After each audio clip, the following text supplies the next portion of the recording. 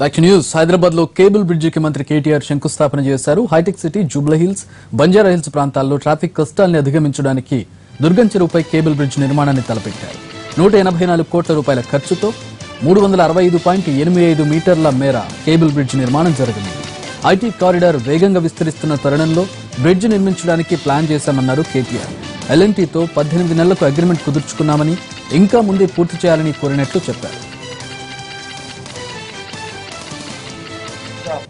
184 కోట్ల రూపాయలతో ఒక అందమైన సస్పెన్షన్ బ్రిడ్జ్ హైదరాబాద్ మహానగరానికి ఒక మంచి ల్యాండ్ మార్క్ మాదిరిగా దీన్ని యాడ్ చేసే విధంగా ఈ సస్పెన్షన్ బ్రిడ్జ్ ని ఈరోజు ప్రారంభించుకుంటా ఉన్నాం.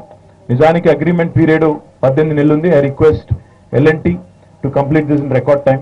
I know you have time until next December.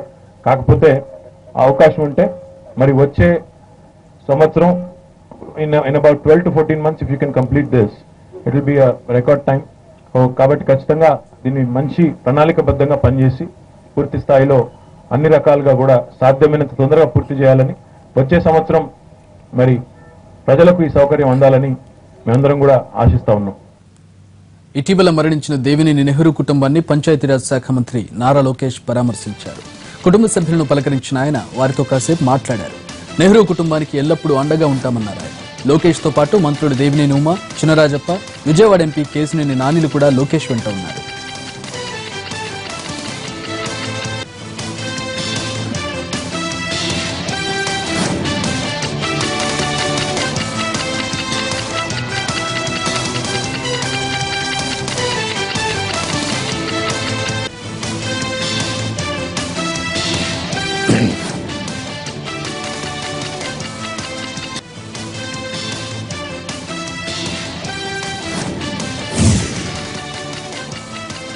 ఏపీలో వ్యవస్థలన్నీ అవినీతిమయమయ్యాయని బీజేపీ ఎమ్మెల్సీ సోము వీర్రాజు మండిపడ్డారు. సిమెంట్ ధరలు ఏ రాష్ట్రంలో లేని విధంగా విడ్డూరంగా పెరిగాయన్నారు.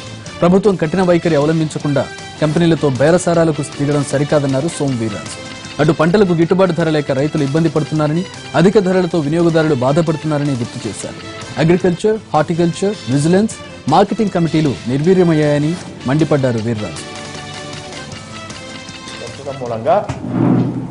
నిరుద్యోగ సమస్య కాదు, 20 పరిశ్రమలు ముందుకు వెళ్ళడం, ఇన్ఫ్రాస్ట్రక్చర్ వృద్ధి చెందేటువంటి పరిస్థితిని కేంద్ర ప్రభుత్వం ఆలోచన చేస్తే ఏ రాష్ట్రంలోనూ 130 రూపాయల సిమెంట్ బస్తా పెంచనటువంటి పరిస్థితుల్లో ఈ రాష్ట్రంలో పెంచిన పరిస్థితుల్లో రాష్ట్ర ప్రభుత్వం వారితోటి ఒక కఠినమైనటువంటి వైఖరిని అవలంబించకుండా బేరసారాల వైఖరిని భారతీయ జనతా పార్టీ తీవ్రంగా ఖండిస్తుంది. దీని మీద నిఘా లేని మూలంగా 5 కోట్ల మంది ప్రజల్ని గాల్లో వదిలేసినట్టు, వేల కోట్ల రూపాయలు వాళ్ళకి జీతాలు ఇస్తున్నాం.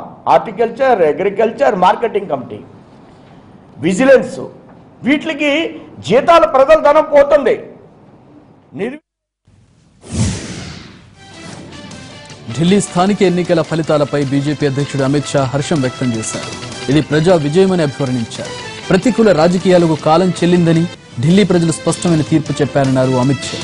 దేశవ్యాప్తంగా ప్రధాని మోడీకి మద్దతు పెరుగుతోందని, 3 ఏళ్లుగా కేంద్రం చేసిన అభివృద్ధి పనులకు ప్రజామోదం లభించిందని అన్నారు.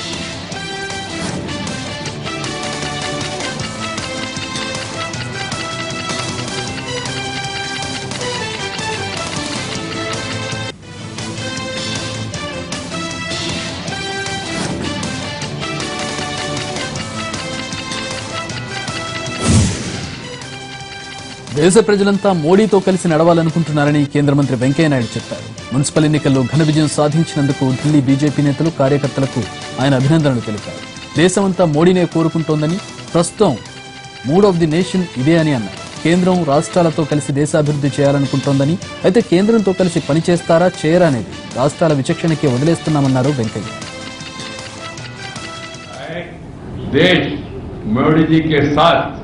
मोदी जी का हाथ पकड़ के उनके साथ मिलके विकास के रास्ते पर, उसी एजेंडा पर आगे चलना चाहते हैं. ये मूड ऑफ द नेशन है. इसलिए लोगों ने यहाँ तीसरी बार भी भारतीय जनता पार्टी को एक ऐतिहासिक विजय दिलाया. इसके लिए मैं दिल्ली नगरवासियों को धन्यवाद देना चाहता हूं. मैं आश्वासन देना चाहता हूं, केंद्र सरकार दिल्ली में जो स्थानीय इकाई है उनको साथ मिलकर दिल्ली का विकास के लिए पूरा प्रयास करेंगे, पूरा मदद करेंगे। ఢిల్లీ మున్సిపల్ ఎన్నికల్లో ఊహించని ఫలితాలు వచ్చాయన్న డిప్యూటీ సీఎం మనీష్ సిసోడియా ఈవీఎంలు ట్యాంపర్ అయ్యాయని మరోసారి ఆరోపించారు. 1-2 సీట్లు అటు ఇటు అయితే అర్థం చేసుకోవచ్చని, కానీ ఏమీ చేయని బీజేపీకి ఏకపక్షంగా సీట్లు రావడం అనుమానాస్పదంగా ఉందన్నారు మనీష్. ఫలితాలు ఎలా ఉన్నా ఢిల్లీ ప్రజల కోసం చిత్తశుద్ధితో పనిచేస్తామన్నారు.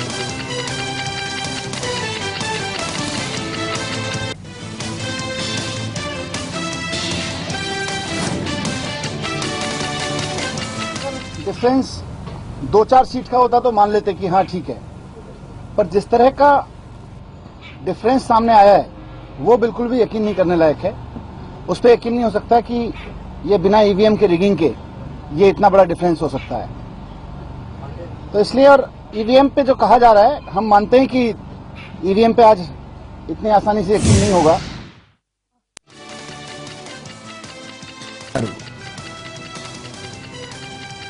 కె విశ్వనాథ్ సినిమాలన్నీ ఆణిముత్యాలని అన్నారు హీరో పవన్ కళ్యాణ్. దాదాసాహెబ్ ఫాల్కే అవార్డు దక్కించుకున్న కె విశ్వనాథ్ ఇంటికి డైరెక్టర్ త్రివిక్రమ్తో కలిసి వెళ్లిన పవన్ ఆయనకు శుభాకాంక్షలు చెప్పారు.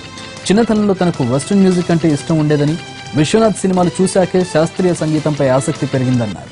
శంకరాభరణం సినిమా పెద్దోళ్ల సినిమా అనుకున్నానని, కానీ ఒకసారి చూశాక ఎన్నోసార్లు చూశానో గుర్తులేదని ఆయన గుర్తు చేసుకున్నారు. మరోవైపు విశ్వనాథ్ బెస్ట్ 12 సినిమాల వీడియో రైట్స్ తీసుకుని ఓ డిస్క్ సెట్ గా తేవాలని నిర్ణయించినట్టు డైరెక్టర్ త్రివిక్రమ్ చెప్పారు. ఈ ఏడాది ఈ డిస్క్ సెట్ ను లిమిటెడ్ కాపీలు ప్రింట్ చేస్తామన్నారు. విశ్వనాథ్ గారికి దాదాసాహెబ్ ఫాల్కే అవార్డు వచ్చినందుకు మాకు మంత్రికి చాలా ఆనందం కలిగింది. నాకు ప్రీతం గారికి, అలాగే ఇది తెలుగు వారికి, దక్షిణాది వారికి, ముఖ్యంగా ప్రతి ఒక్కరికి ఆనందం కలిగించే విషయం. అంటే ఆయన గురించి మాట్లాడేంత అనుభవం కానీ స్థాయి కానీ నాకు లేకపోయినప్పటికీ అది మాకు ఆనందాన్ని ఎలా చెప్పుకోవాలో తెలియక ఈ విధంగా వారికి వచ్చి శుభాకాంక్షలు తెలియజేశారు. నాకు విశ్వనాథ్ నాకు అంతకుముందు అంటే నాకు మన సంస్కృతి పట్ల, మన కళల పట్ల నాకు అవగాహన ఉన్నా, కానీ నాకు క్లాసికల్ ముఖ్యంగా చిన్నప్పుడు స్కూల్కి వెళ్ళే వయసులో నాకు అర్థమైంది, ఎప్పుడు ఒక వెస్టర్న్ మ్యూజిక్ ఇలాంటి వెస్టర్న్ మ్యూజిక్ ఎప్పుడు అవగాహన ఉండేది నాకు చిన్నప్పుడు స్కూల్లో పెరిగేటప్పుడు. కానీ నాకు మన సాంప్రదాయం, మన కర్ణాటక సంగీతం ఇవన్నీ నాకు తెలిసేది కాదు. కానీ ఒక కర్ణాటక సంగీతం విని కూడా అది దాన్ని నేను శంకరాభరణం సినిమా చూసినప్పుడు అదేదో పెద్దోళ్ళ సినిమా నాకు సంబంధం లేదు అనుకుని దానికి శంకరాభరణం సినిమాకి చిన్న వయసులో ఎడిక్ట్ అయిపోయినది. ఎన్నిసార్లు చూసానో నాకే తెలియదు. అలాంటి గొప్ప గొప్ప సినిమాలు తీసి, అలాగే నాకు ఇష్టమైన సినిమాలు ఆయన తీసిన శంకరాభరణం, స్వాతిమిత్యం, సప్తపది ఇలాంటి సినిమాలండి. సో నాకు ఆయన్ని ఇప్పుడు సినిమాలో రాకముందు కలుసుకున్నాను, కానీ తర్వాత నాకు వారిని కలుసుకునే సందర్భం నాకు రాలేదు. కానీ ఈ విధంగా నాకు ఆయన కలుసుకోవడం చాలా ఆనందంగా ఉంది. కె విశ్వనాథ్ గారి బెస్ట్ ఫిల్మ్స్ అంటే ఆయన తీసినవన్నీ గొప్ప చిత్రాలే. అందులో ఇందాక కళ్యాణ్ గారు పైన ఆయనతో మాట్లాడుతున్నప్పుడు ఒక మాట అన్నారు, ఏంటంటే అందులోంచి ఒక 12 సినిమాల్ని ఒక డిస్క్ సెట్గా తీసి, అంటే దాని తాలూకు కరస్పాండింగ్ ప్రొడ్యూసర్స్ దగ్గర నుంచి కానీ, వీడియో రైట్స్ ఉన్న వ్యక్తుల దగ్గర కానీ మాట్లాడి, మిగతా కొంతమంది మిత్రులతోటి, వాళ్ళతో అందరితోటి దీన్ని కొంచెం అనుసంధానం చేసి ఒక డిస్క్ సెట్గా దాన్ని తీసి ఒక లిమిటెడ్ ఎడిషన్ లాగా కొన్ని కాపీలు మాత్రం ప్రింట్ చేసి ఆయన పట్ల